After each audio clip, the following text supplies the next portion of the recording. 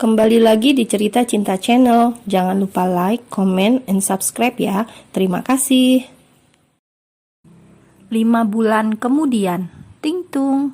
Tika sedang membereskan kamar saat bel apartemen berbunyi. Siapa gerangan? Pagi-pagi ada yang memencet bel. Tidak mungkin suaminya. Tika melihat jam dinding. Dewa baru berangkat kerja setengah jam lalu. Penasaran, Tika mengintip lewat lubang pintu. Dek. Tika langsung mundur. Ia cemas melihat siapa yang datang. Di depan pintu ada beberapa pria berpakaian serba hitam dan kacamata hitam pula. Sepertinya bukan orang biasa. Takut, Tika langsung lari ke kamar, mencari ponsel dan menghubungi suaminya. Tut, tut, tut. Tika panik. Dewa tak mengangkat telepon miliknya. Dewa sedang mengemudi. Ponselnya ada di dalam tas. Ia tidak mendengar sebab semalam ia masih mode silent. Sayang, angkat teleponnya, batin Tika. Bruak, Tika makin panik. Terdengar suara pintu depan sudah didobrak. Tap, tap, tap. Suara derap langkah semakin mendekat. Tika terlihat gelisah. Bulir keringat mulai memenuhi dahi wanita itu. Bruak. Salah satu pria berpakaian serba hitam menendang pintu kamar utama dengan keras. Begitu pintu terbuka, 3 di antara mereka langsung masuk dan mendekati Tika. Tika cemas, panik, dan gelisah berlebihan. Belum disentuh, wanita itu jatuh pingsan. Di dalam sebuah ruangan serba putih, bukan rumah sakit, Tika terbaring di atas ranjang dengan ukuran yang besar. Seorang wanita, sepertinya petugas medis, sedang memeriksa kondisi Tika. Saat Tika sedang diperiksa, terdengar kegaduhan di luar kamar. Plak, kalian bodoh. Mama Dewa terlihat begitu frustasi. Ya, wanita itu sudah berada di London. Butuh waktu 5 bulan ia mengetahui posisi persis sang putra dan Tika. Pagi tadi ia menyuruh anak buahnya menangkap Tika. Tapi apa yang terjadi? Mama semakin geram karena Tika ditangkap dengan kondisi pingsan tidak berdaya. Ia menuduh anak buahnya melakukan hal yang tidak-tidak hingga si Tika, sang menantu tak dianggap itu, jadi tidak sadarkan diri. Meski ia tidak suka dengan Tika, bukan berarti ia ingin wanita itu celaka. Bisa-bisa Dewa tidak akan mau pulang selamanya. Mama bisa membayangkan apa yang Dewa lakukan bila sampai Tika mengalami hal yang paling buruk. Ia hanya ingin Tika dibuang jauh, sangat jauh. Pokoknya jauh dari sang putra. Tidak ada niatan untuk melenyapkan nyawa atau menyakiti secara fisik. Mentok, ia ingin mengirim Tika ke ujung dunia bila perlu, agar berpisah dengan Dewa. Dia pingsan sebelum kami menyentuhnya, Nyonya. Salah satu suruhan Mama mencoba membela diri. Diam, kalian pikir saya percaya? Mama melotot. Ia menatap semua orang-orang satu persatu. Saat akan kembali memarahi orang-orang di depannya, tiba-tiba pintu kamar terbuka. Selamat Nyonya, putri Anda sedang mengandung. Mungkin dia belum menyadari. Sepertinya masih beberapa minggu. Harap diperhatikan dengan ekstra ya Nyonya, karena masih sangat rawan. Terang wanita yang ternyata seorang dokter tersebut. Seketika tubuh Mama langsung ambruk. Kalau tidak dipegang oleh Chris yang tadi di belakangnya, mungkin Mama akan menyatu dengan lantai. Nyonya? Pekik Chris, kemudian membantu Mama duduk di sofa. Mama merasakan rasa lemas di sekujur tubuhnya.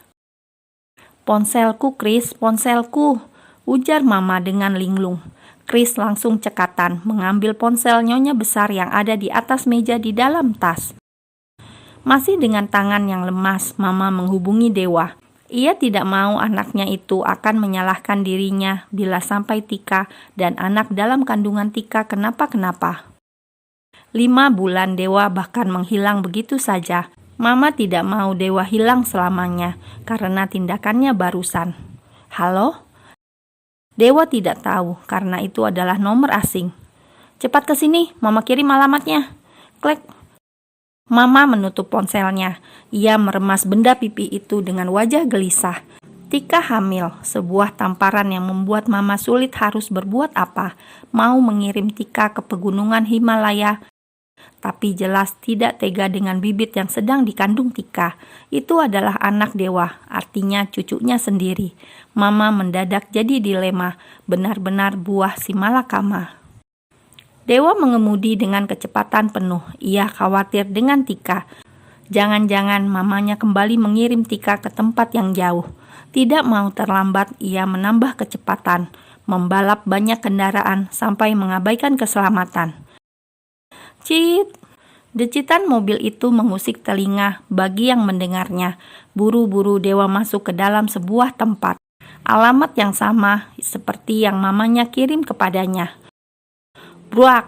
Dengan keras ia membanting pintu. Saat masuk, matanya langsung memindai seluruh ruangan. Pria itu sangat geram ketika mendapati banyak orang dalam ruangan. Dilihatnya sang mama yang duduk dengan lemas. "Mana Tika?" sentak Dewa. Tanpa suara, mama menatap pintu ruangan yang tidak jauh dari sana. Matanya menatap nanar, melihat Dewa yang bergegas masuk kamar. "Kalian pergilah, jika tidak mau mati di tangannya," titah mama dengan nada rendah.